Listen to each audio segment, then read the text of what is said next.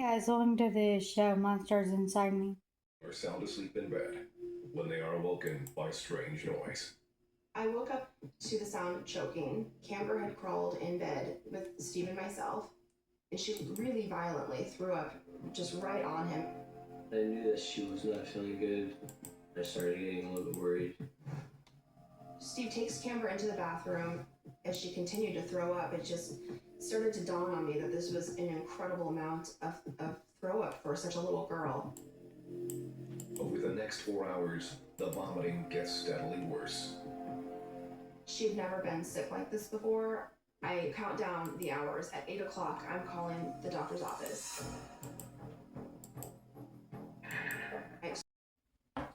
To watch her. Jenny follows doctor's orders. But after 2 days in bed, Camber's condition has not improved. And when Jenny goes to check on her, she's worried by what she finds. I walked into the room, and the way she was laying was exactly the same way I left her. It was like she hadn't even moved. Concerned that Camber might be seriously ill, Jenny rushes her daughter to the local emergency room. Camber gets even worse. The medical assistant comes in, and she starts taking her vital signs. She tells me that Camber's heart rate was erratic. It was off the charts for what I think heart rate it's should be cryptosporidium. age, and it was due to being extremely dehydrated. The nurse tells me that she needed to get IV fluids immediately, and that was a really scary moment.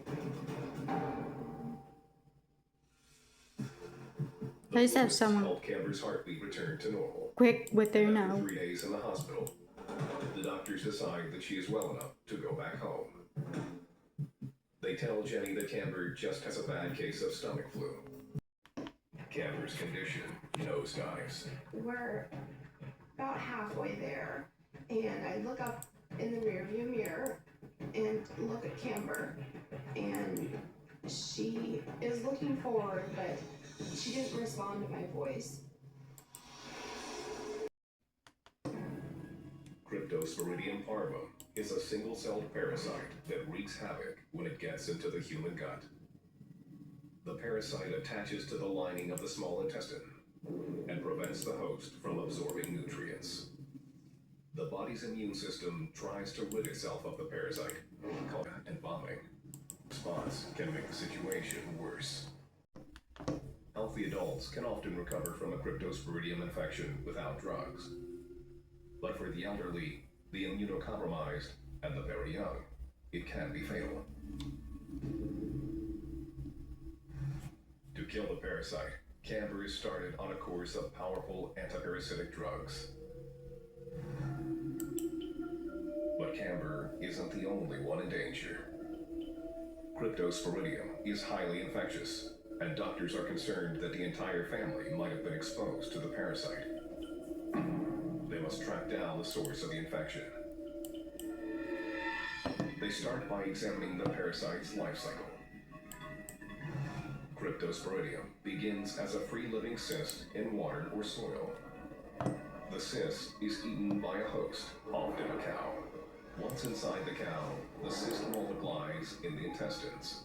When the cysts are passed back into the environment, the life cycle repeats. Once in the environment, the parasite's protective coating allows it to survive up to 6 months. That allows it to lie in wait until conditions are perfect for an attack. The most common way for Cryptosporidium to infect a human is through contaminated water.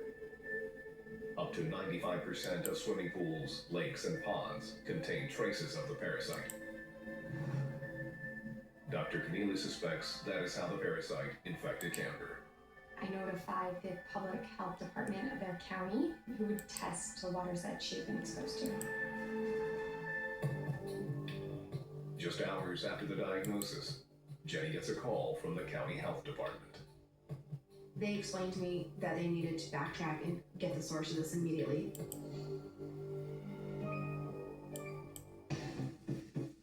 When health officials arrive at the Hastings home, they focus their attention on the family's well. She tells me that she's going to need to test her water.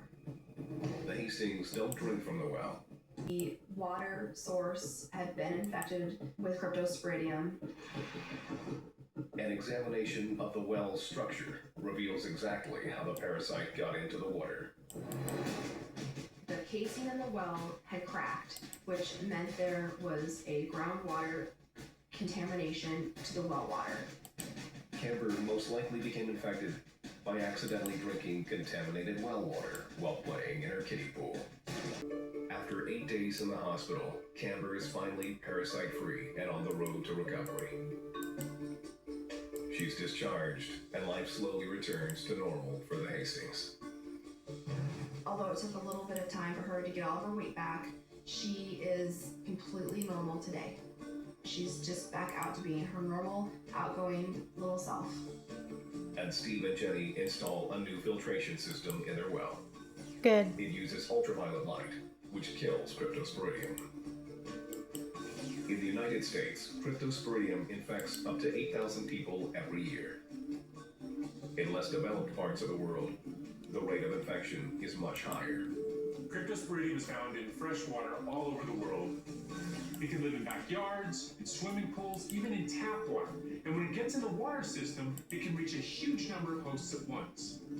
Most people who get infected with cryptosporidium do survive. The best way to avoid contracting this parasite is to maintain good personal hygiene, especially after using a bathroom or coming into contact with soil or fresh water.